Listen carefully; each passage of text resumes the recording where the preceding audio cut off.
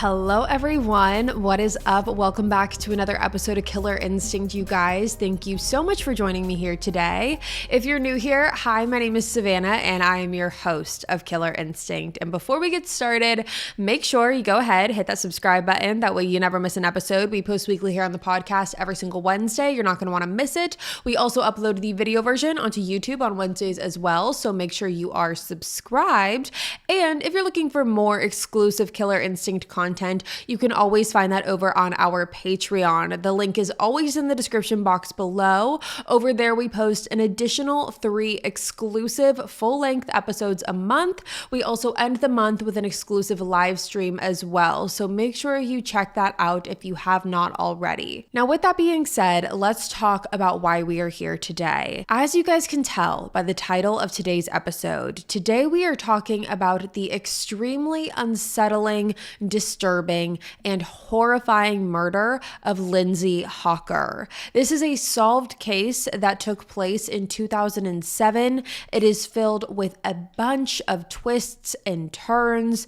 And again, I feel like if you know this case, then you know how truly disturbing it is. And if you don't, then get ready because this one is terrifying. So with that being said, let's jump right on into it today. Lindsay Hawker was born on December 30th, 1984 in Coventry, England to her parents, Bill and Julia Hawker. Lindsay grew up being the middle child of her 2 other sisters, Lisa and Louise, and she grew up in a tight-knit family. The Hawkers were all extremely close. The Hawkers loved spending time together, whether that was going on trips, going out to dinner, or simply just bonding at home, enjoying each other's company. They always loved being together. Lindsay was said to be someone who was completely full of life. She had an eagerness for her future, and she was someone who was incredibly intelligent. She grew up attending King Henry School in Coventry, and after graduating, she went on to attend the University of Leeds, which is where she studied biology and even achieved an honors degree in 2006 when she graduated. Lindsay was said to be academically gifted and a standout student for her classmates and her teachers. After graduating from Leeds University, Lindsay had a lot going for her and a lot to look forward to in her future. Lindsay had been dating her boyfriend Ryan for 4 years at that point, and the two had plans to get married and start their own family together. Now, academically, Lindsay had plans of obtaining her master's degree and really start on the path of becoming a doctor. That was something she was very passionate about and something that she saw for her future. However, after graduating, she decided to take a slightly different path, which most were surprised about because Lindsay knew what she wanted. Her plans were made. She had her mind set, but she decided to veer off that just a tad. Lindsay decided that before starting in on her master's, she was going to take a gap year of sorts. She figured that if there was a time to do it, it would be then, and she was going to move to Japan for a year to teach English. Now, Lindsay always wanted to spend time in Japan. It was on her bucket list. It was somewhere she always wanted to visit, and she figured that after graduating in 2006, it was the perfect time to do it. Not only was she going to be able to explore some place that she always wanted to, but she was also going to be able to teach English as well, and helping others was something that Lindsay was incredibly passionate about. Lindsay ended up applying to the Nova Teaching School in Tokyo, which at the time was the largest private English conversion school. Nova recruits people to teach English at their schools to students, and Lindsay was over the moon to hear that she had been accepted as a teacher and would begin in October of 2006. And for Lindsay, she was really viewing this as a once-in-a-lifetime experience, a once-in-a-lifetime opportunity, and she was not going to pass that up. And she was so excited to get started and really just immerse herself into the Japanese culture. That was what her family said she was most excited for. So this is when Lindsay made the move. She moved into an apartment with 2 other roommates who were also teachers from the same English conversion school. One was from Australia and the other was from Canada. Lindsay was really excited to be able to have people who not only were there doing the same thing as her, but just friends that she could hang out with and confide in and explore explore this new place with. And when Lindsay got there and moved in and got settled, she was taking advantage of living in a new country. She was seeing the sights, she was trying new foods, and again, really immersing herself. As you can imagine with such a big change, as much as there was excitement and eagerness to get out there and see what there was to see, there also were moments for Lindsay of loneliness as well. Being so far away from her family and her friends and her boyfriend Ryan, that was difficult on Lindsay. And luckily, Lindsay's family and Ryan had made plans to visit Lindsay in Tokyo, which gave Lindsay something to look forward to. It gave her something to have on the calendar, something that was tangible, something that she knew that would be coming up. But unfortunately, what Lindsay, her family, and Ryan did not know is that those trips would never happen. And when Lindsay got on that plane to Japan, it would be the last time that they would ever see her again. Now, this case begins on March 25th of 2007, which is about 6 months into Lindsay living in Tokyo. On this particular day, Lindsay was scheduled to go into work at her teaching job as normal. However, she did not show up for school. Now, on the 25th, when she didn't show up for school, the school thought maybe it was a fluke. Maybe Lindsay got sick. Maybe she forgot she had work. However, the following day on March 26th, when Lindsay still did not arrive at school for her scheduled teaching, this is when the Nova school got concerned and they contacted Lindsay's family to let them know of her absence and really to see if there was an explanation for it. Now, as you can imagine, when Lindsay's family heard that Lindsay had not been showing up to school and that the school was not able to get in touch with her, they were incredibly concerned because not only was Lindsay not showing up for her teaching and her work obligations, but she had also cut off all communications for the past 2 days. Lindsay hadn't been communicating with anyone in her family for 2 days. That meant no phone calls, no emails, no Skype, as she would normally do. So on March 26th, the family wasted no time and sprung into action. They contacted the authorities in Tokyo, who officially filed a missing persons report for Lindsay, and her family immediately made plans to travel out to Tokyo to help search for her as well. As you can imagine, for her family, there was a sense of helplessness, not knowing what to do. They were in a completely different country, and their main priority was getting to Tokyo and getting there as quickly as possible. Now, the Tokyo police were also taking this very seriously, and they quickly sprung into action to begin their investigation, searching for Lindsay. The police immediately went to Lindsay's apartment, which, as I mentioned, she shared with her 2 roommates. They looked around the room and noticed that there didn't really seem to be anything that was super off. There was no sign of a struggle. Nothing seemed out of place. However, when speaking to Lindsay's roommates, police did learn something that would help them in their investigation. The roommates told police that Lindsay hadn't been home since March 24th, so she had been gone for 2 days. And Lindsay's roommates also explained that the last that they were told by Lindsay when she left on March 24th was that she was going to meet a man at a cafe to tutor him in English. Now, the roommates told authorities that Lindsay and this man were meeting at the Doter Cafe in East Tokyo, and they also gave some context as to who this man was that Lindsay was meeting. Police learned that the man that Lindsay was tutoring was named Tatsuya Ichihashi, and they also learned that Lindsay had expressed to her roommates that she had a very strange interaction with him leading up to her disappearance. About 4 days prior to her disappearance, Lindsay was unlocking her bike near the train station when Tatsuya approached her, trying to strike up a conversation, and told Lindsay, "You are my English teacher."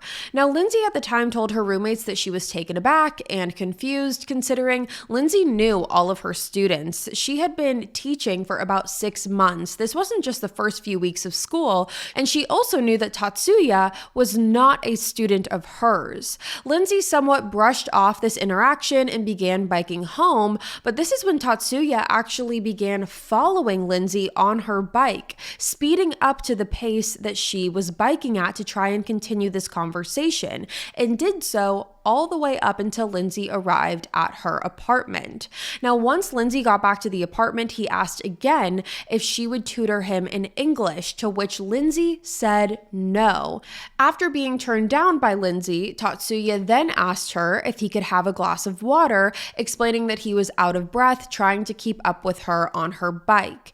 Now, because of Lindsay's kind heart, Lindsay did agree to let Tatsuya into her apartment and have a glass of water. Lindsay did feel a little bit more comfortable because both of her roommates were home at the time, and she wanted Tatsuya to see that she lived with other people and that she wasn't alone. And so she actually thought it was best for Tatsuya to come inside at that point, just so he would not try anything again, just so he would not try to come back to the apartment, and for the roommates to also see who Tatsuya was, to be able to get a look at him and to be able to get his physical description.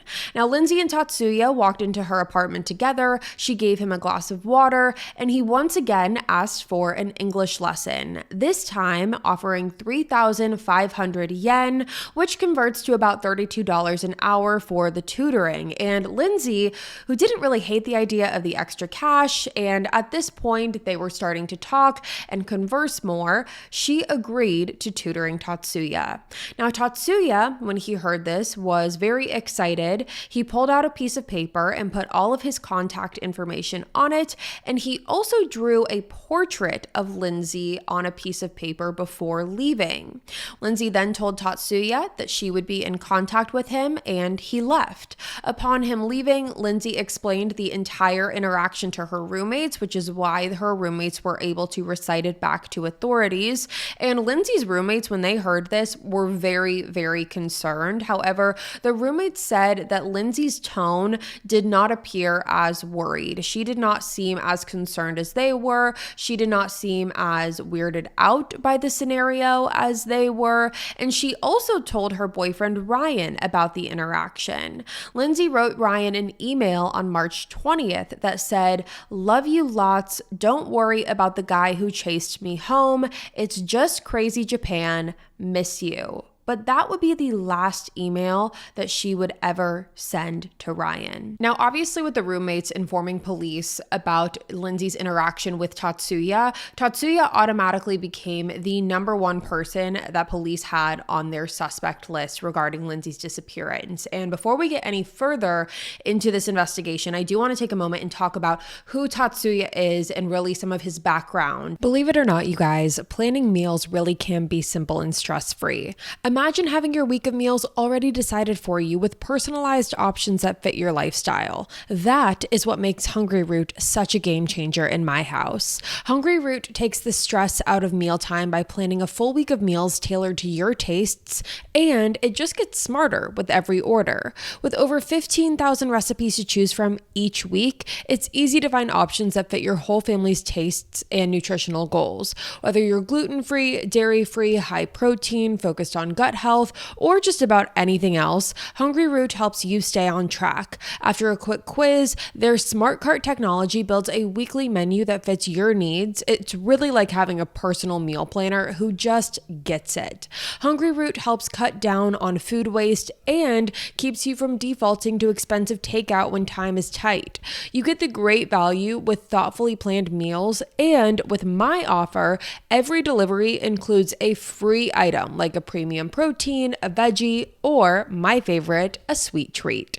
Hungry Root holds its ingredients to high standards, avoiding over 200 additives like high fructose corn syrup, preservatives, and artificial sweeteners. They use quality ingredients like hormone and antibiotic-free meat and seafood, organic produce, and non-GMO choices, so you can feel good about what you're eating. Hungry Root has been such a game changer for me in my life, in my house. Being in such a busy wedding season, Hungry Root has given me the opportunity to not have to worry about what my meals are for the week and what that's going to look like. I feel like I have cracked the code, truly. It has saved me so much time, and I'm just only going to continue to use it as time goes on.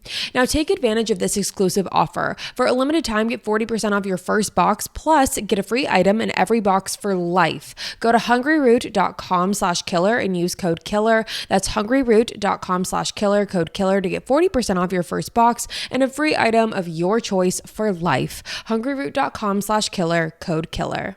Now, at the time of Lindsay's disappearance, Tatsuya was 28 years old. He was born on January 5th, 1979, to his father, who was a doctor, and his wife, who was a dentist. So his father was a doctor, his mother was a dentist, and Tatsuya grew up going back and forth between the areas of Chiba and Gifu, and this was due to his parents' jobs. They moved back and forth quite frequently between those two places. Tatsuya graduated from the Department of Horticulture at Chiba University in 2005, and after that, he was unemployed, and his parents gave him an allowance of $760 a month, and with that, he was able to live in an apartment by himself that his parents were paying for. So the parents were paying for the apartment, and alongside that, were giving him the additional $760 a month.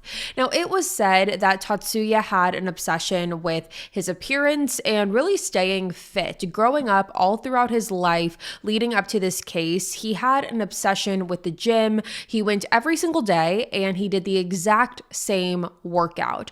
Every day when he would go to the gym, he would cycle 15 miles, and he was also very cautious of his diet.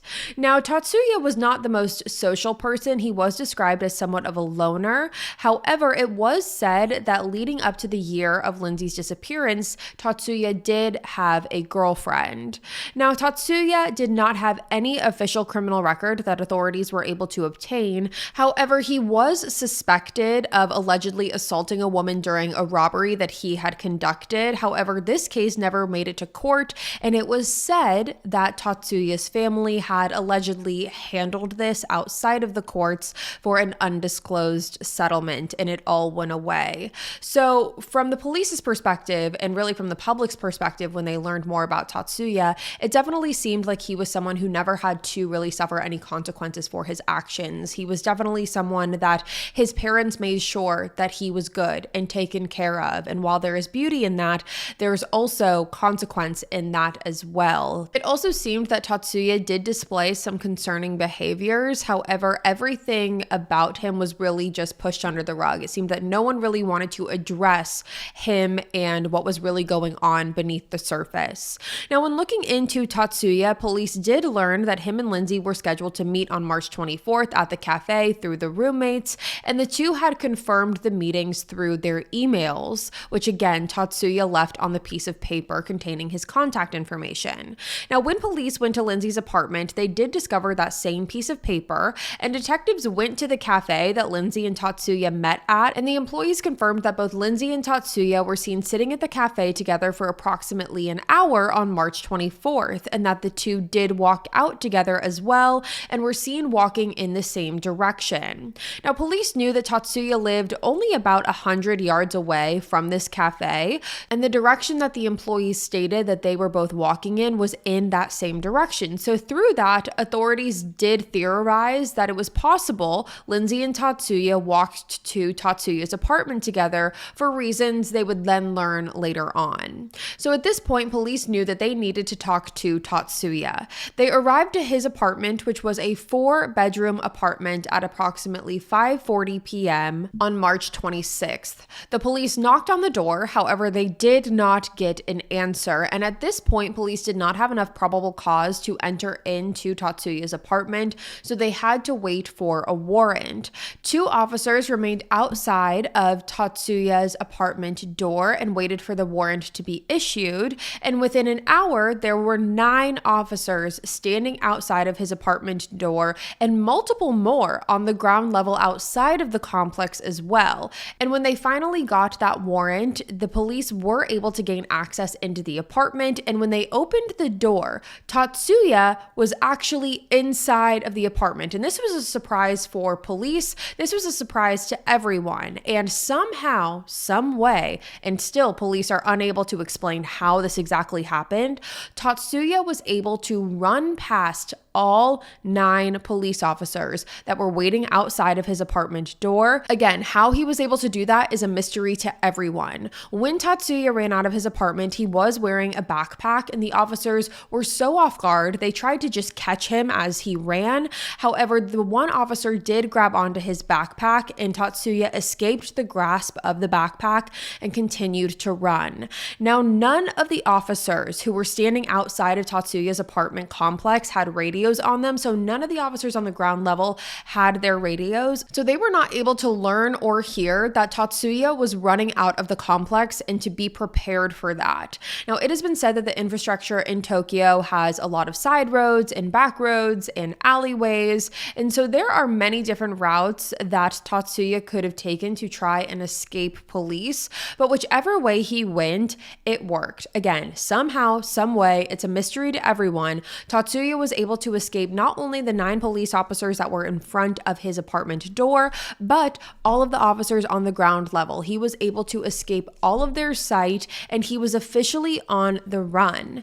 Now, while some of the officers were working to track down Tatsuya, other officers did enter into his apartment to see if they could discover Lindsay. When police walked in, they didn't notice any sign of an apparent struggle. The apartment itself seemed to be in very good condition. However, police did note that the apartment had an eerily sparse feeling to it, almost as if it seemed too clean. Now, police did discover some of Lindsay's belongings in Tatsuya's apartment, some of the belongings that she had with her on March 24th. And even though the inside of the apartment did not show any obvious signs of evidence, police very quickly noticed that something was not right, because when they looked outside onto the balcony of the apartment, they saw that Tatsuya had moved his detached bathtub out of the bathroom and onto the balcony. When police walked out onto the balcony and took a look inside, that is when they discovered that the bathtub had been filled with soil and sand.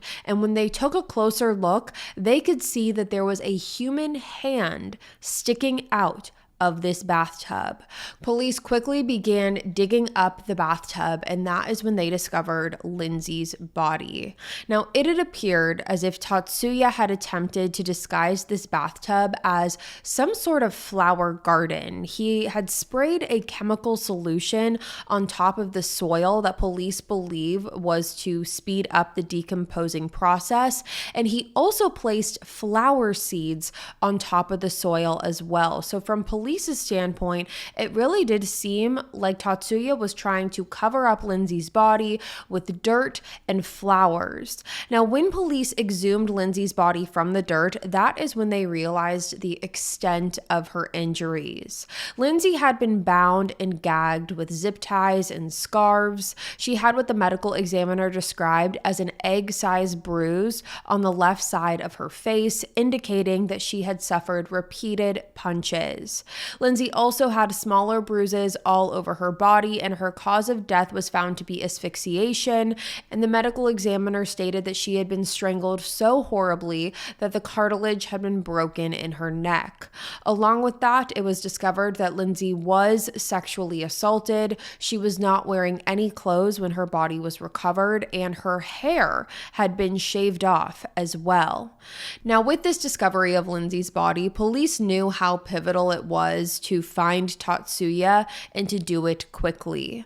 Through their findings, police suspected that sometime between the late night hours of Sunday, March 24th and the early morning hours of Monday, March 25th, Tatsuya moved his bathtub from the bathroom out onto the balcony to place Lindsay's body inside of it. Police also discovered through surveillance records and bank records that Tatsuya had made 6 trips to the local hardware store in the hours leading up to police arriving at his apartment on March 26th. When looking throughout the apartment, police also discovered a surplus of wigs. There were wigs everywhere throughout this apartment, hiding in different places, which led police to believe that Tatsuya could be dressing in women's clothing, either at his apartment by himself, or he could use the wigs to his advantage and try to disguise his disappearance out in public to, again, alter his appearance and to not be as noticeable by authorities. Now, on March 27th, Lindsay's father and her boyfriend Ryan arrived in Tokyo, but instead of continuing the search for Lindsay, they were now identifying her body, which they did, and they brought her remains back home to the UK. Now, everyone in the area was aware of this search for Tatsuya. This was mainstream news. Everyone knew to be on the lookout for him. There were wanted posters all over Japan. His face was blasted all over the media and the news channels. The police also posted Photoshop renderings of what they believed Tatsuya could have looked like if he was wearing wigs or trying to alter his appearance in any way, but nothing was working. There were many tips called in, however, none of them were leading back to Tatsuya. Over the months after Lindsay's death, Lindsay's family would travel back and forth from the UK to Tokyo, continuing to raise awareness for Lindsay's case and try to bring more awareness to ultimately capture Tatsuya and give Lindsay and her family justice. Now, as you can imagine, there was a lot of frustration from Lindsay's family in particular, as well as the citizens of Tokyo, who were equally eager to catch Tatsuya and were all very frustrated and not really understanding how police could have let him get away. But months turned into years, and there was nothing new coming from this investigation. Now, on the second anniversary of Lindsay's murder, her family returned to Tokyo and placed life-size cutouts of Tatsuya all throughout the area, hoping to renew interest in Lindsay's case and for people to continue talking about Tatsuya with the hopes of it leading to his capture. On June 26, 2009, authorities raised the reward for information leading to Tatsuya's arrest from almost $7,000 to $70,000. And still, while there were many tips coming in, many potential sightings, nothing was leading to Tatsuya himself. But then, on November 4th of 2009, there was finally a breakthrough in this case. Police finally learned why it was so difficult for them to find and locate Tatsuya, and more than that, why it was difficult for the public to spot him as well. And they learned that the reason for that was because Tatsuya had been consistently changing his appearance through plastic surgery ever since Lindsay's murder.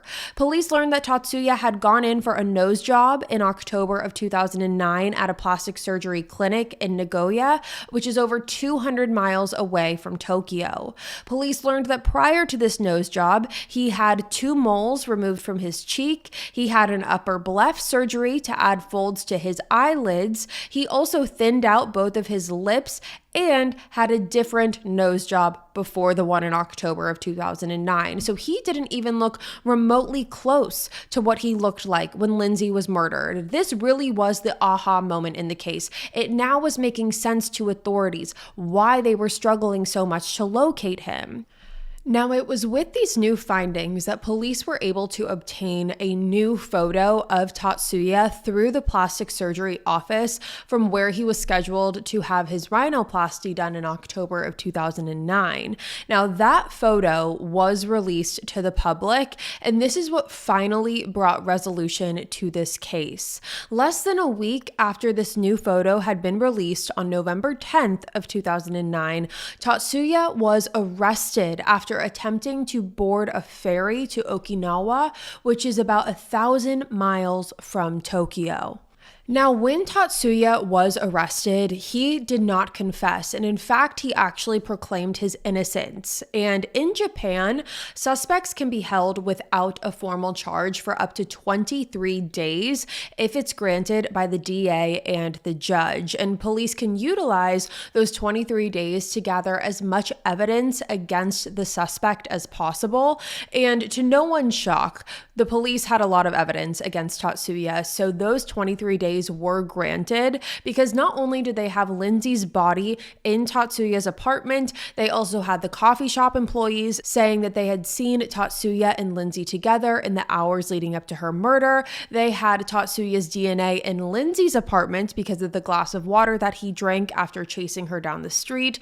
They had all the evidence that they needed. So after the 23 days were completed, police finally charged Tatsuya with abandoning a body, rape, and murder. Now, Tatsuya did hire lawyers for his defense, and on December 23rd of 2009, one of his lawyers did finally announce that Tatsuya did in fact acknowledge that he was involved in Lindsay Hawker's death. However, he claimed that he had no intention of killing her. He said that the death was accidental, and in fact, he even claimed that he tried to resuscitate Lindsay. Now, the public believed that Tatsuya and his lawyers were just trying to set the stage to get him as little jail time as possible, because no one believed after hearing this story, after hearing that Tatsuya had targeted Lindsay, chased her down the street, basically coerced her into giving him English lessons, and then finding Lindsay's body in his apartment, that this was not a premeditated act. And after several extended interrogations, Tatsuya himself finally confessed to the murder of Lindsay Hawker. Up until that point, it had only been his lawyers acknowledging that yes, he did this, but he did not mean to. But now it was Tatsuya himself acknowledging it, and he gave the details as to what happened leading up to her murder.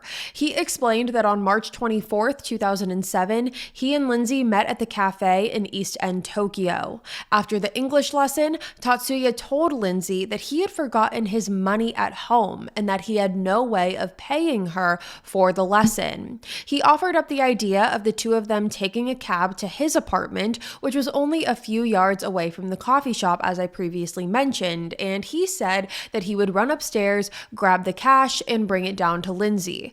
Now, reluctantly, according to Tatsuya, she did agree to this, and when they arrived at his apartment, Tatsuya invited her to come upstairs with him to grab the money instead of him going inside by himself and bringing it back down. And again, according to him, she agreed to do this, and she asked the cab driver to wait outside while she followed Tatsuya into his apartment. Now, according to the cab driver, he did confirm this. He said he heard this conversation, he confirmed it, and he claimed that he waited outside for 7 minutes before ultimately deciding to leave, figuring that Lindsay had changed her mind and decided to stay in the apartment. Now, Tatsuya said that when they arrived up to his apartment, he tried to convince Lindsay to stay, which she did not want to do. He said things escalated when he tried to stop her from leaving, and he ended up physically restraining her. He then claimed that this is when Lindsay began screaming, and Tatsuya said he panicked and suffocated Lindsay to prevent her from making any loud noises that could draw suspicion to him, and that is when he raped her. Tatsuya claimed that he had no intention of actually killing Lindsay. However, he did acknowledge that the strangulation led to her suffocating. Now, Tatsuya said that after he realized that Lindsay was dead, he panicked and tried to conceal her body, which is when he bound and gagged her, shaved her head, placed her in the bathtub, and then used the products that he got from the hardware store, such as the soil, the dirt, and the flowers, to cover her body and really conceal it. Now, strangely enough, Tatsuya also told authorities that during his time on the run, he wrote a book. He said that he wrote a book called Until I Was Arrested, where he wrote the case from his point of view. Tatsuya offered for the book to be published and for all royalties to go to Lindsay's family. However, police and the family denied the offer, and the book was never made public. However, there was a movie released in 2013 based off of the book, and from the excerpts that have been made public, Tatsuya did talk about the plastic surgery that he underwent during his time on the run, and he actually claimed that the initial procedures that he got done were done by himself on himself. He was the one that removed the 2 moles from his face. He used a needle and thread to sew his nose, and he used scissors to thin out his lower lip. It was after he realized that he was botching himself that he decided to visit a certified plastic surgeon. Now, on July 21st of 2011, Tatsuya was sentenced to life in prison for the murder of Lindsay Hawker. And as of today, he is still serving his life sentence in the Nagano prison. And bizarrely and disturbingly enough, it has been said that Tatsuya actually has a lot of supporters who purchase commissary for him while in prison. again, this is not the first time that we have seen or heard of something like this. I feel like whenever there is a murderer of really, on any scale with the media, but especially those higher profile cases, people tend to gather around and join bizarre little fan clubs for these murderers. And Tatsuya definitely has his fair share of a fan base for whatever reason. Now, Tatsuya's parents, they also visit him in prison frequently and add more money to his account. So his parents are still there for him, just as they have always been. And that, you guys, is this case. Like I said, it is incredibly disturbing. I feel like it is an absolute tragedy that Lindsay, who had her entire future and her life ahead of her, moving to a new country with just so much excitement and eagerness for what was to come, to be targeted, stalked, and murdered the way that she was is just absolutely, again, horrifying and very deeply, deeply disturbing. And to know the lengths that Tatsuya went to try and stay on the run and go unnoticed is really something that I've never seen before. In all of the cases that we have done, I have not seen someone try to undergo plastic surgery, especially on themselves, performing those procedures and operations. So I'm very curious to hear what you guys have to say about this case. But with that being said, you guys, that's going to be all for me today. Thank you so much for tuning in to another episode of Killer Instinct. Again, if you're new here, hi, my name is Savannah and I am your host of Killer Instinct. Make sure you hit that subscribe button before you leave. That way you never miss an episode. We post weekly here on the podcast every single Wednesday. You're not going to want to miss it. All links to the Patreon can be found in the description box as well. I'll be back next week with a brand new one for you guys. And until then, stay safe. Bye, guys.